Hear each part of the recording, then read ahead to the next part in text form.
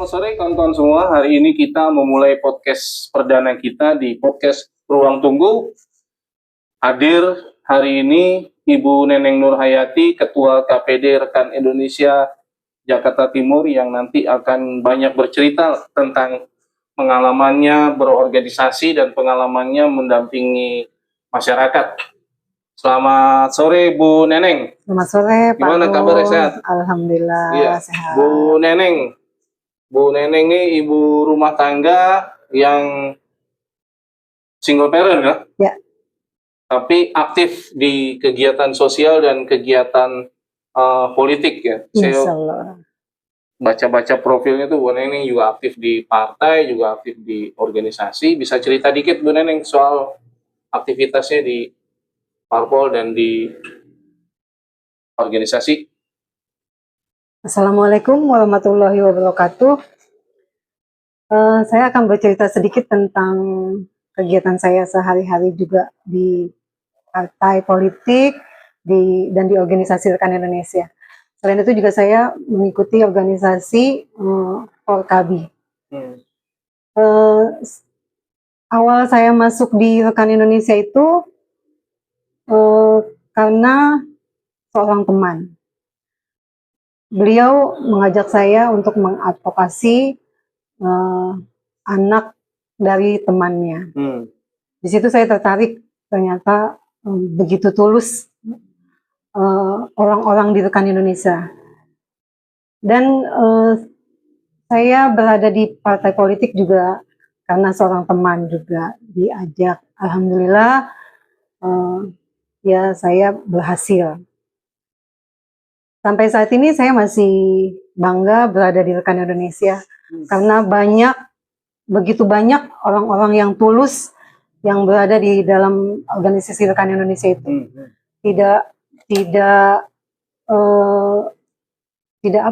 Tidak mengharapkan apa-apa, imbalan apa-apa, tapi mereka dengan tulus mau membantu orang-orang yang berkendala di rumah sakit. Nah, Bu Neneng kan juga aktif tuh di Forkabi. Itu gimana ngatur waktunya Bu Neneng? Ya. Antara ngurus rumah tangga, ngurus masyarakat segala macam. Ya sebisa mungkin urusan anak-anak insya Allah saya bisa atasi, karena kebetulan anak-anak saya juga udah besar. Jadi tidak terlalu repot untuk menyiapkan makannya, untuk segala macamnya mereka sudah bisa mandiri. Alhamdulillah.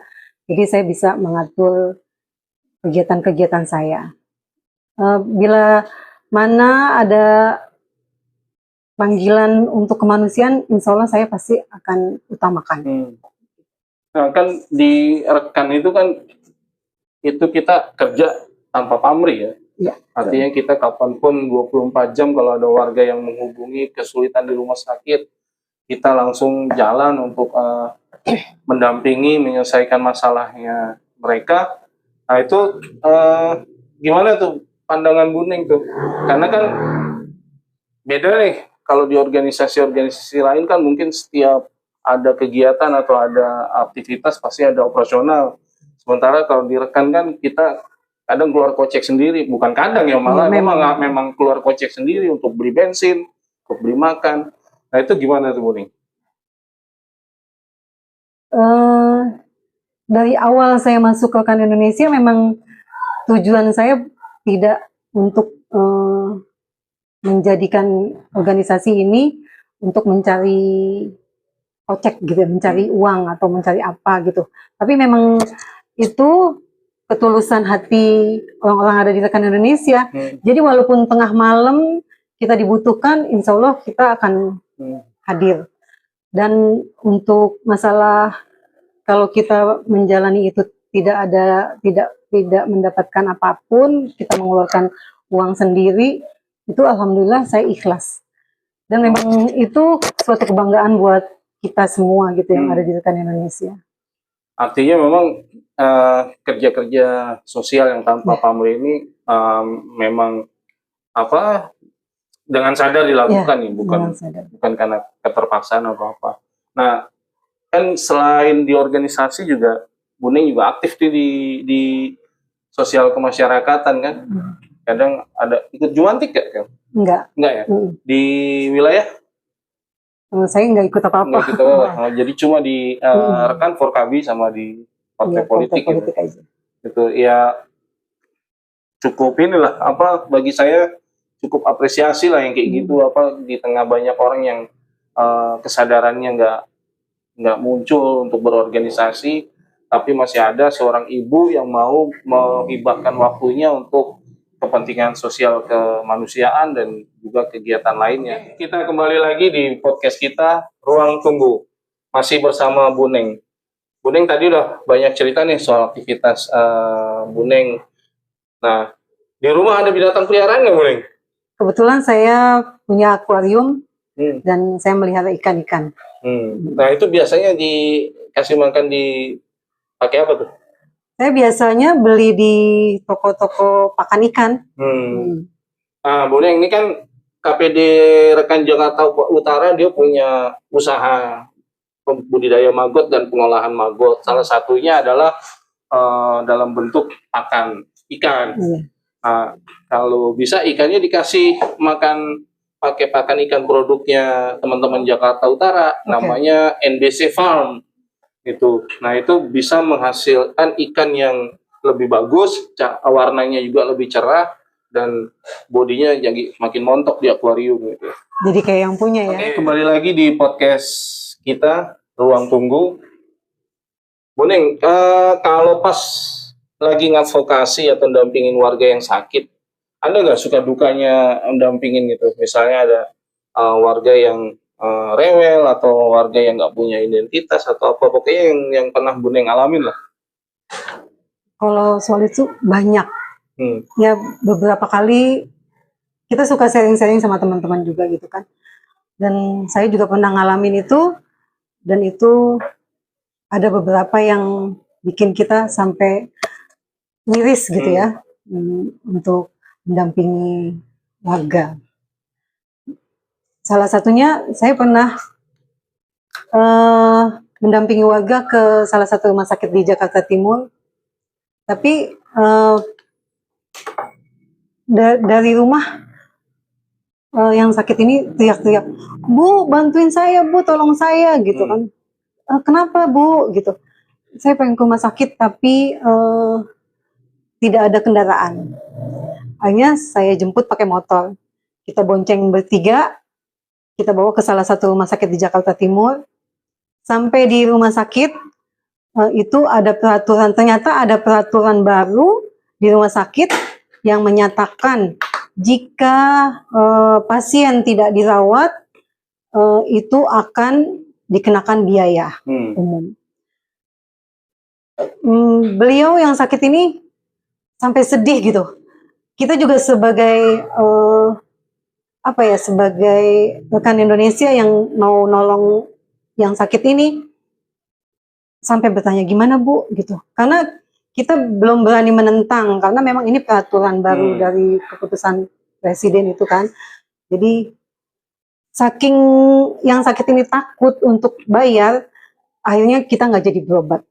Jadi kita bawa pulang balik. Itu salah satunya. Ada lagi nggak, Bu, pengalaman yang lain yang? Kalau pernah juga orang yang membutuhkan darah. Itu juga tengah malam kita diminta bantuan untuk mencarikan darah. Itu nggak dicek dulu tuh, tengah malam butuh darah, jangan-jangan Dracula. Itu karena teman kita sendiri sih yang hubungin. Jadi waktu itu yang membutuhkan dari Jakarta Utara. Kita udah kumpulin teman-teman sampai 5 orang. Sementara nggak ada kendaraan, kita udah sewa gokar sampai di PMI. Yang sementara yang sakitnya udah sangat membutuhkan. Sampai di PMI itu satu pun nggak ada yang cocok darahnya. Itu sih salah satu juga kayak gitu. Terus gimana tuh kalau nggak cocok gitu darahnya? Yang dilakuin apa terus? Kita tetap nyari sampai besok pagi dan alhamdulillah kita yang udah kita bawa tengah malam itu kita balikin, kita bawa pulang, kita anterin juga. Akhirnya sampai besok pagi ada dapat juga, alhamdulillah. Ya, seperti itu. Iya, kan kalau soal darah itu memang agak rumit ya, karena Iya. memang stok darah di PMI itu kurang gitu. Nah itu sering diadakan juga donor darah kan sama rekan kan, Iya betul. untuk menggalang orang untuk berpartisipasi agar mau menyumbangkan darahnya. Ya mudah-mudahan itu bisa terus berlanjut lah, agar banyak orang yang tertolong. Ini cerita itu kan yang terkait dengan warga gitu. Nah di Buneng sendiri ada nggak pengalaman suka dukanya saat dampingin warga? Ada beberapa ya. Waktu itu saya belum punya kendaraan. Sementara warga butuh kita untuk mendampingi di rumah sakit. Akhirnya saya hubungin teman kita juga ke Indonesia. Beliau ada kendaraan, jadi kita menuju rumah sakit. Tapi ternyata kita sama-sama nggak punya uang. Kita sama-sama nggak punya uang. Terus tiba-tiba bensinnya habis di tengah jalan. Akhirnya kita dorong dan kita itu didorong. Iya, kita dorong dari keluar dari gang rumah teman saya itu sampai ke tukang bensin, bensin eceran. Kebetulan ada teman saya juga di situ pas nongkrong. Beliau tahu kegiatan saya seperti apa, jadi kita ngobrol-ngobrol, dibantulah kita untuk buat beli bensin dan sekaligus dikasih buat pegangan juga. Alhamdulillah teman-teman saya tahu kegiatan saya, jadi kadang kalau kita lagi butuh juga ada yang membantu. Terus saya juga pernah tuh punya pengalaman kayak gitu tuh sama Adi sama Otep waktu itu ngadvokasi di RSUD Pasar Minggu. Gitu, kita nggak ada yang pegang uang sama sekali, cuma ada tinggal sisa 5.000. Mau ngopi, kita tawar kopinya, bisa nggak 5.000 3 gelas? Nggak bisa, kata abangnya gitu. Akhirnya udah kita ngopi 1 gelas rame-rame. Saya juga pernah tuh ya, sampai di rumah sakit Polri itu udah nggak pegang uang, haus gitu kan. Nggak mungkin kan kita minta sama pasien atau warga pasien gitu kan. Ya udah, kita akhirnya cuma nahan haus sambil ngeliatin orang lagi pada minum. Ya itu suka dukanya, tapi saya seneng aja gitu ngelakuin itu tuh, walaupun seperti itu, tapi saya nggak kapok tuh, Boy? Enggak. Itu jadi kenapa nggak kapok? Itu memang udah mungkin hati saya memang ada di situ. Jadi saya walaupun kekurangan apapun di jalanan itu kita bawa bahagia. Apalagi kalau saya jalan sama Bu Diana juga, itu anggota rekan Jakarta Timur. Itu walaupun bagaimana keadaannya, saya hujan, gak apa-apa, nyantai. Jadi kita bahagia aja. Anggap aja kita lagi healing gitu. Walaupun kita nggak punya uang, walaupun kehujanan, kita bahagia. Jalan sama beliau itu nggak ada sedihnya gitu. Jadi dari hati memang kita melakukan itu. Jadi walaupun dalam keadaan lapar, kita ngedampingin pasien gitu, itu bahagia aja.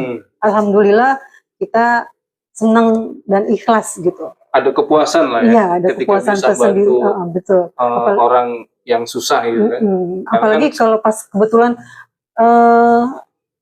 yang mereka yang berkendala itu akhirnya bisa dengan mudah, misalkan dia tidak dapat kamar, akhirnya mendapatkan kamar, tidak dapat darah, akhirnya mendapatkan darah, itu kita sangat puas. Gitu. Iyalah. Artinya kan bahwa ya kita mampu lah menjadi manusia yang bermanfaat buat manusia lain gitu kan, walaupun di tengah kekurangan yang ada di kita gitu kan. Kalau kita kaya, mungkin wajar kita bantu orang susah gitu. Tapi kalaupun kita kaya juga nggak mungkin bantu totalitas seperti kita saat ini gitu kan. Kita 24 jam, hujan, panas, tahan haus, tahan lapar gitu kan. Mau minta sama pasien nggak boleh gitu segala macam. Ya tapi mudah-mudahan itu jadi berkah lah buat kita ya kan. Menjadi ladang ibadah kita, menjadi amal ibadah kita yang nanti dibalas sama Allah lah. Oke, kita kembali lagi di podcast kita Ruang Tunggu, masih bersama Buneng. Tadi seru lah cerita Buneng, pengalaman mendampingi warga dari mulai kehabisan bensin, terus malam-malam harus cari darah segala macam. ya itu amal ibadahnya Bu Neng lah yang sangat luar biasa itu. Nah, Bu Neng kalau jajan paling seneng apa Bu Neng? Saya biasanya suka yang ada saus-sausnya tuh. Ada saus-saus wah pas banget nih Bu Neng, ini ada Oh iya. Kaina dimsum namanya, ini ada Oh, iya. dimsum yang ada sausnya juga tuh. Oh iya. Ini salah satu makanan favorit itu, Iya. dimsum. Kaina dimsum, dia Oh, ada iya. 5 rasa nih, ada ayam, kepiting, udang, jamur, sapi. Rasanya enak untuk kita nikmatin. Nah ini Oke. bisa jadi teman kita di kala malam hari atau hujan gitu. Nah, ini kita cicipin dulu ya.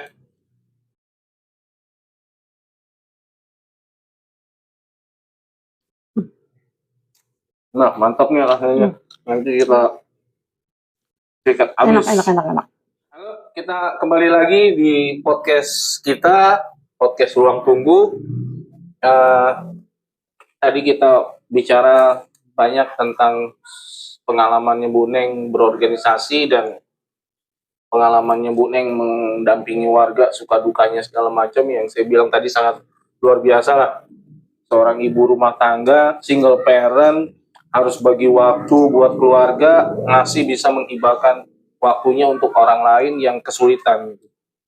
Kita kembali lagi ke Bu Neng. Bu Neng ini kan pengalaman Bu Neng tadi kan soal gimana kamar rawat yang susah dicari segala macam ya kan, terkait dengan peraturan pemerintah ya, dan regulasi-regulasi di kesehatan yang sebenarnya secara quote and quote regulasinya itu menyulitkan warga gitu. Misalnya persoalan masa aktivasi BPJS harus 14 hari, terus yang kalau panas nggak sesuai derajat keemergensiannya harus bayar segala macam. Nah itu kan bukti bahwa regulasi yang dibuat pemerintah itu di lapangan ternyata menyulitkan masyarakat. Nah, Bu Neng ada nggak harapannya sama pemerintah saat ini nih terkait dengan pelayanan kesehatan dan jaminan kesehatan? Apalagi sekarang jaminan kesehatan nanti 2026 iurannya naik tuh 100% tuh, gitu. Ya, harapan saya, mungkin harapan teman-teman semua juga ya, untuk dipermudah aja. Misalkan ada warga yang sakit itu, dalam segala hal tolong dipermudah gitu. Jangan dipersulit segala macamnya tuh dipersulit. Misalkan masuk ke ruang IGD tapi tidak langsung ditangani gitu. Ya mungkin kalau kita nunggu 5-10 menit oke lah, wajar. Tapi kadang sampai ada yang sampai 2 jam itu nggak ditangani, sampai udah sakit banget baru kita udah geber-geber itu suster dan dokter baru ditangani. Itu salah satunya. Juga seperti yang kita pasien udah panas, demam tinggi, yang menurut kita yang orang awam ini harusnya dirawat. Tapi rumah sakit menyatakan tidak dirawat. Oke lah, tidak dirawat tidak apa-apa, tapi jangan dikenakan biaya yang dibilang biaya umum gitu kan. Untuk apa ada BPJS gitu kan? Untuk apa ada kartu jaminan sehat gitu tuh? Sepertinya percuma gitu. Dan apalagi kalau yang BPJS-nya mandiri gitu kan, kasihan mereka nih yang mengalami itu, sangat itu kasihan sekali ya. Harapan saya ya seperti itu, semoga pemerintah bisa melihatlah bagaimana kita mengalami kendala-kendala yang sangat rumit di rumah sakit itu, yang sangat harus tarik otot gitu, harus berbuat yang gimana gitu, jangan mengeluarkan kata-kata yang gitu gimana gitu. Ya seperti itulah. Ya, artinya harus ada perbaikan regulasi dari pemerintah ya, agar regulasi yang ke depan itu regulasinya lebih berpihak kepada masyarakat gitu kan, bukan hanya berpihak pada kepentingan rumah sakit, dokter dan BPJS. Ya, gitulah. Oke, terima kasih teman-teman sudah menonton podcast Rekan Indonesia, podcastnya Ruang Tunggu. Untuk teman-teman yang punya produk, yang punya kerajinan tangan yang mau dipromosikan di podcast kita, bisa menghubungi Bang Halim. Silakan bawa contoh produknya dan logo produknya ke kantor Rekan Indonesia di Jalan Atta Hiriah nomor 7, Pejaten Barat, Pasar Minggu, Jakarta Selatan. Wabillahi taufiq wal hidayah. Wassalamualaikum warahmatullahi wabarakatuh. Makasih ya tuh Ya. udah diundang di sini.